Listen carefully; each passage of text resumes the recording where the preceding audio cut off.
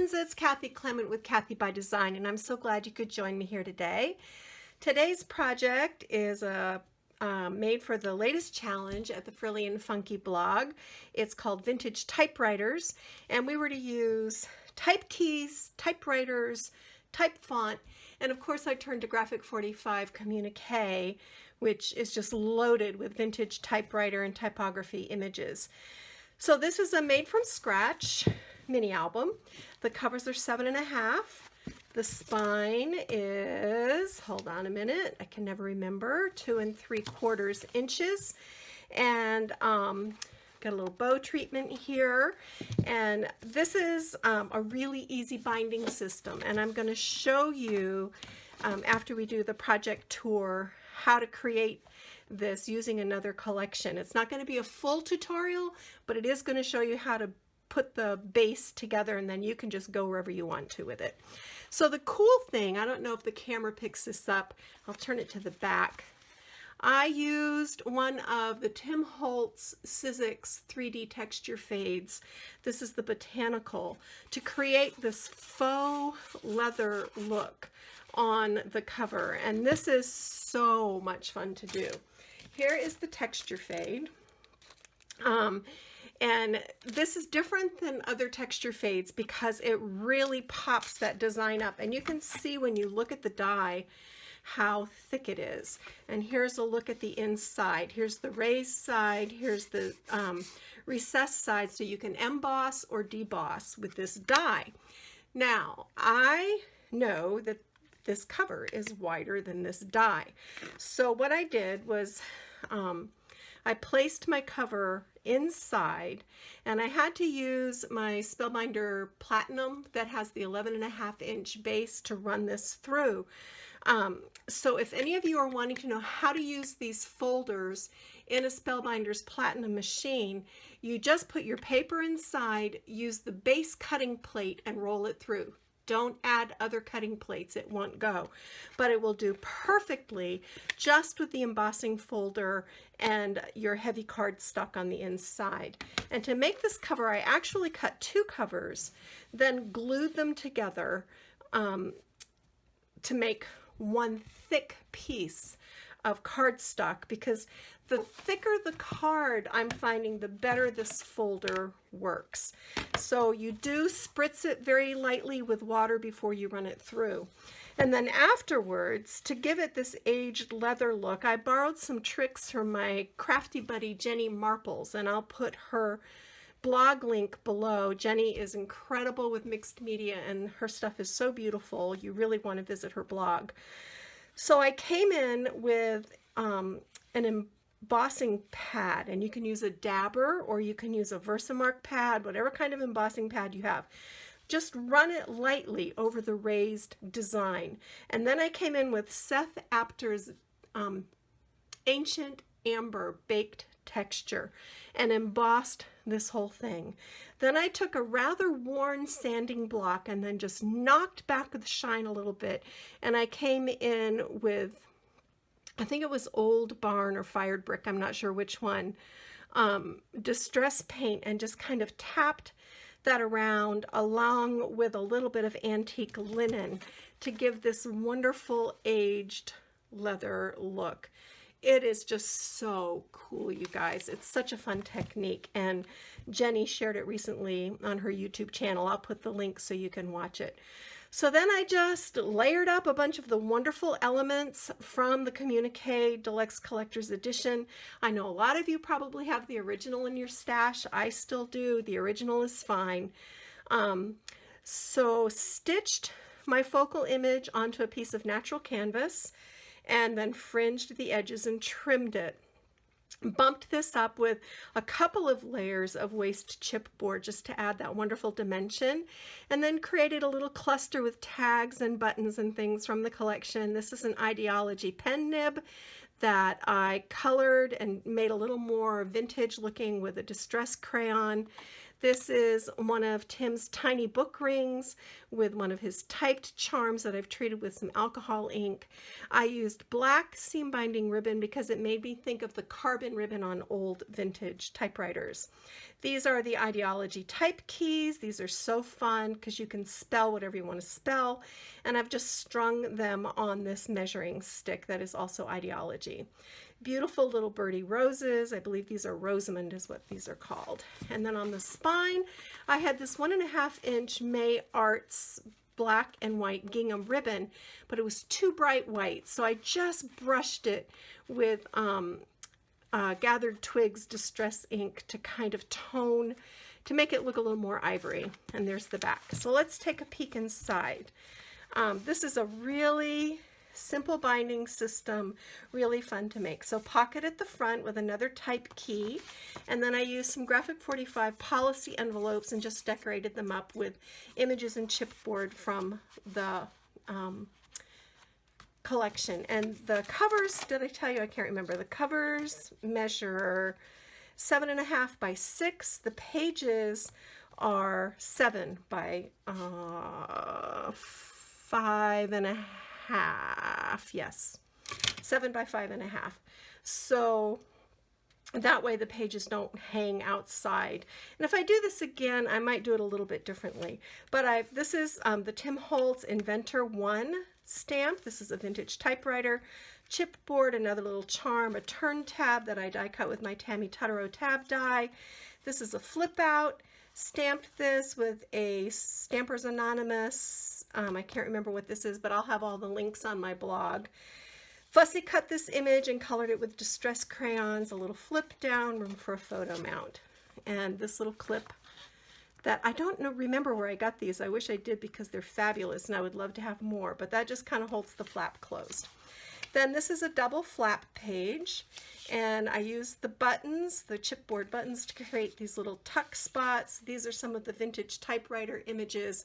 She's kind of the theme. She shows up all through the album, which is always fun.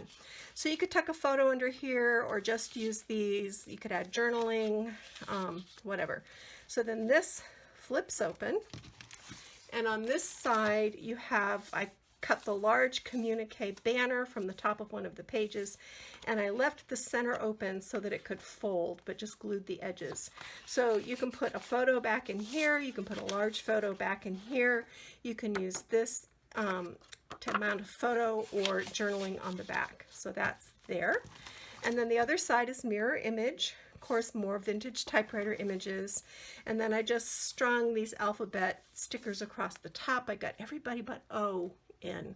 So when I do something like this, I always start at the ends and work toward the middle. And maybe if I put them right close together, a solid line, I could have fit the O in, but I liked the space in between. And you got to leave that open there so this will close. So that's that. Then this is a double waterfall page, and this is a, as opposed to a vertical waterfall, this is a horizontal waterfall, and each of these pages is 5.25 by 4.25, so you can do 4 by 5 photos or 3 by 5 photos, either way. Has a little magnetic closure decorated with chipboard, another typewriter key, and then I put the home row letters on the little magnetic closures. So here's the typewriter, and then just a quick flip through. I've got tuck spots, lots of room for photos, and all these wonderful patterns from this gorgeous paper collection. And then this is actually glued down. That's what holds this in place. Same thing over here, just slightly different inclusions in here, but the same pattern of the papers being laid out, little tuck spots. And then on the last page, I included these great fountain pens, and then place here for a photograph. So then to create this pocket insert page, I actually glued these two pages together on the sides and the bottom, leaving the top open. And then that gives you this wonderful spot to tuck in a 4.25, hold on, I don't want to lie to you. Yep, a 4.25 by a 5 3/4 insert. This is a real vintage paper clip that came in one of my jars of vintage buttons from the flea market in Maine, so a real treasure. And then room up here for journaling, room for a photo on the back, and obviously you can do really large photos on the page below. And this is a pocket. I took a scrap of this wonderful, I don't know what you call that pattern. It's kind of a diamond with a medallion inside. And I glued that down first, then took this diamond pattern and glued 3 sides.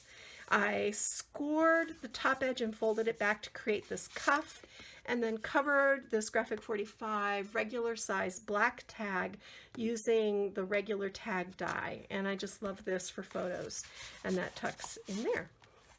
And that brings us to the last page, which has room for a large photo. I've clipped this little vintage tag on with a binder clip, and then in the pocket over here is another policy envelope decorated up. And of course you can tuck all kinds of goodies in there, and then just some little cut aparts from the collection. So that is the project, and I thought that you would like to see how to put the base together. So I've created another base, and give me a second to clear this stuff away, and I'll be back and we'll build the base together. Don't go away. Okay, so let's get started. You're going to need 1, 2, 3 sheets of this 12 by 18 black cardstock. I get this from envelopes.com, and I'll put the link below. You could piece this together, but I really think for this would be a lot of work. You really need to start with a big piece of paper. So we'll begin with the cover. And I pre-scored this and made some notes for myself so that I don't get lost along the way. So you're going to lay the short side, let me make sure I'm in frame, yep, the short side of your paper on your scoring tool. And I just thought I'd show you how I work with this, because obviously your scoring tool is only 12 inches long. So I start at 6 and I score down as far as I can. Then just flip it bottom to top so that everything is still lined up, and score again. And then put the long side on there. And for the cover, we want 7.5. And then again, it's wider, so I tuck this up into the corner and hold it firmly, then score in a 3-inch spine. You could do 2.5 or 2 3/4. I decided to go 3 this time, and then that is a perfect fit. That uses the whole paper. So to cut this, I fold it like this, and then I cut it on my guillotine cutter. And hold on, I'm going to go do that. Okay, so now we've got these 2 covers that are identical. They are both 6 inches tall by 18, and we've scored both of them along here. Then you want to burnish this well,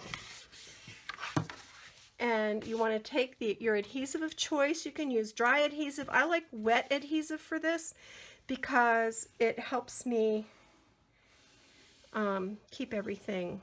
You get a little extra wiggle room, which is always good. So first I do the spine, and then I'm going to take this spine, line it up with the other,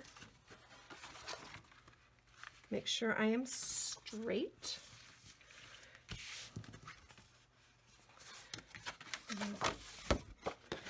not quite, hold on, try this again.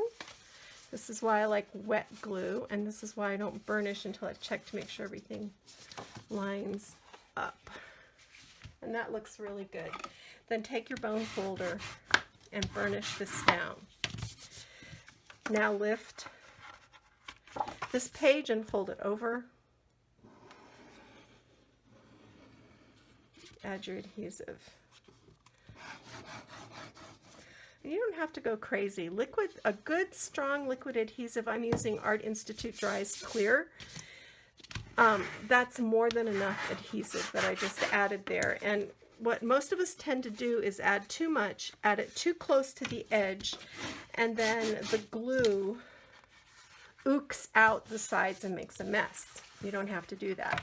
So now this side, and by doing this one side at a time, you end up, you know, starting with your spine, doing this one side at a time, you end up with everything being even. And then we're just going to do the same thing. Oops. Just burnish this down. And now you're set. So this would be the point at which you would run this through your embossing machine. I will emboss mine later, but this is where you have to add your spine. So your spine cover. So I've cut 2 pieces. This is from Master Detective, and this one is almost, I move it just a little, like maybe a 1/16 of an inch away from the 3-inch mark when I cut it. And you're going to wrap this around the outside, just like this. And then you're going to adhere it on the inside of the spine. So there's this gap, and you don't want that to show. So I prepared another piece, which I cut too long because it's early. But you're going to cut this piece to be 6. I cut it by 7. It should be 6. Sorry, that's my mistake. So 3 inches by 6, and then this is going to get adhered here. So as you stack these spines together, because that is what we are going to do, is stack the spines together, it will look good. So I think I will go ahead and emboss this cover, and I'll be right back. Okay, so I ran this through my embossing folder, my texture fade, using a little, I did have to add a little bit of a chipboard shim, but you can see all this wonderful dimension, and there is a gap here where I had to move the texture fade, but honestly I don't think that's going to show in the final product once we get done with it. So I think it's going to be just fine. So there's our cover. Isn't that cool?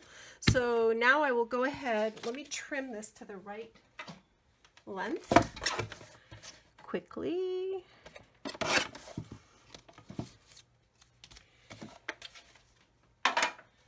And ordinarily I would ink all these edges, but for the interest of time, we won't. So first, just like we did before, I'm only going to add my adhesive. I'm not going to try to do the whole thing in one fell swoop, because for me, that usually is a recipe for disaster. But I can come back in with my ink and catch those edges.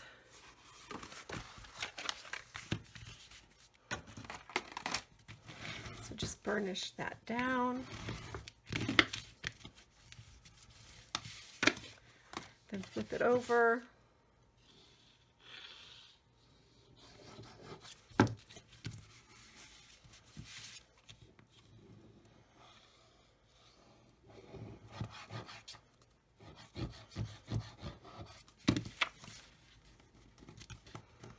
There's that one. Same thing, burnish that down. And then this is our cover piece, which I have trimmed to 3 inches by 6 inches. And this is from the signature page of Graphic 45's Master Detective.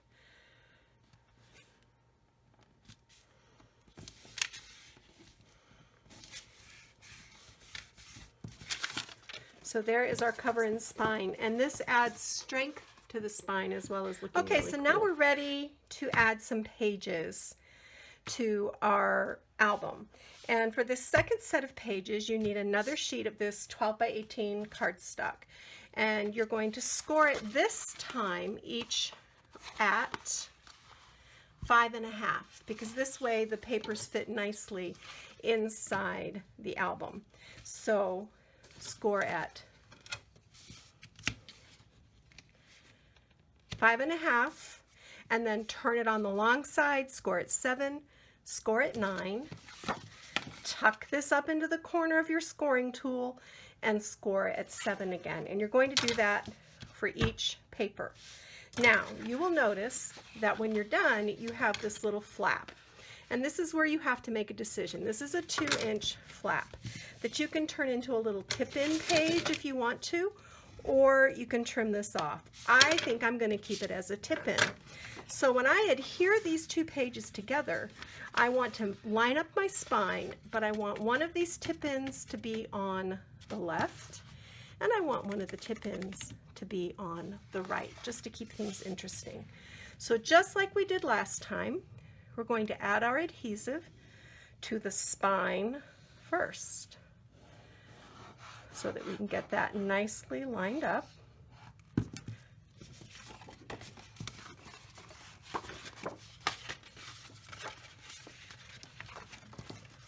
And we're just gonna fold that in there. Now these will have to be fairly flat pages.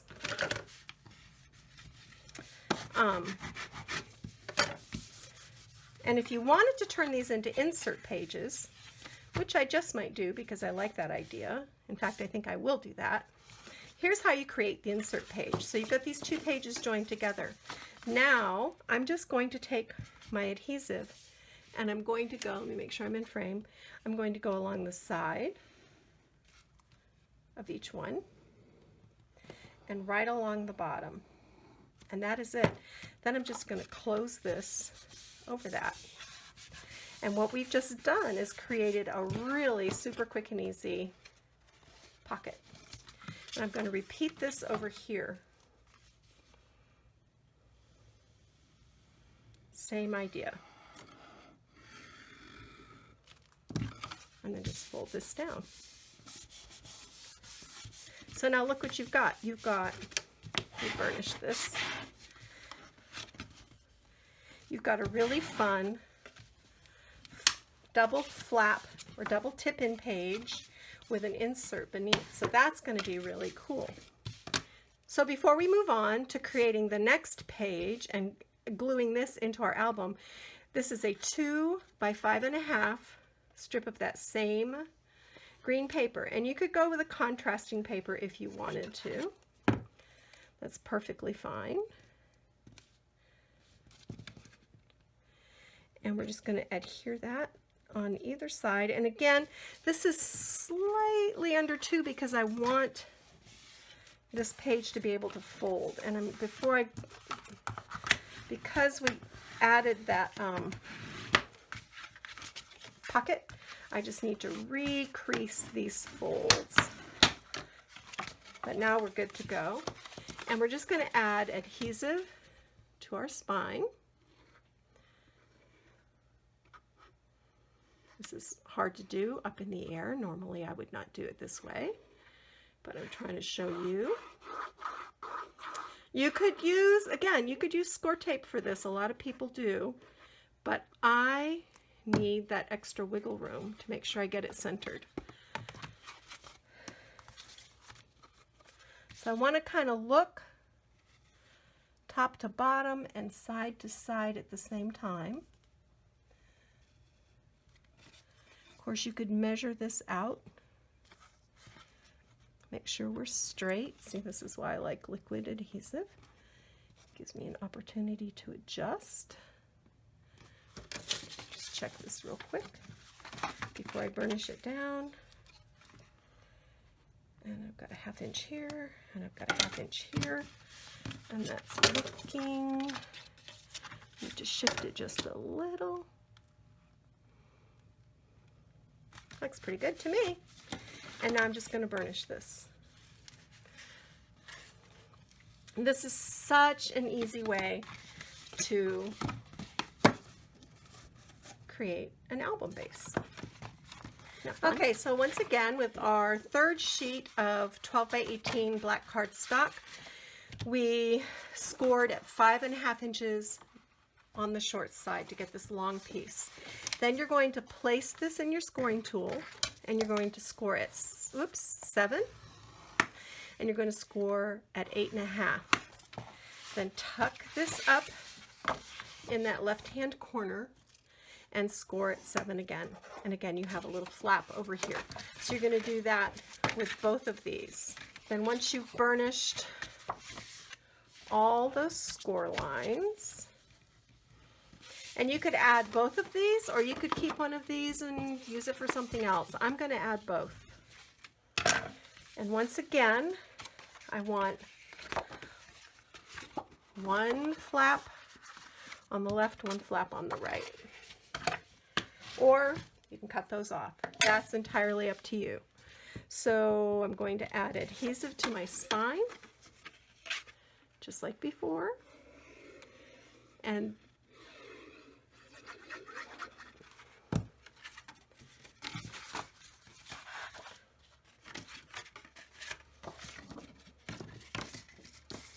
I'm just going to tuck that right in there, nice as you please. Burnish that spine. And I think I want my flap to go this way here, and my flap to go this way here. So that's fun. I like that. And then this is a almost 1.5 by 5.5 inch piece of that same paper, just to cover that big black spine in the center. Of course, you could leave it plain if you wanted to. It's entirely up to you. You could use a different piece of patterned paper on each layer if you wanted to. So then we're just going to repeat this again. We're going to add our adhesive to this spine.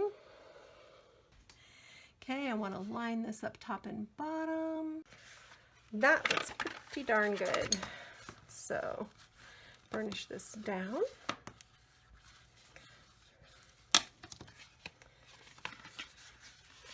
So we have flap page, flap page. I want a flap page here. This will be, whoops, hold on.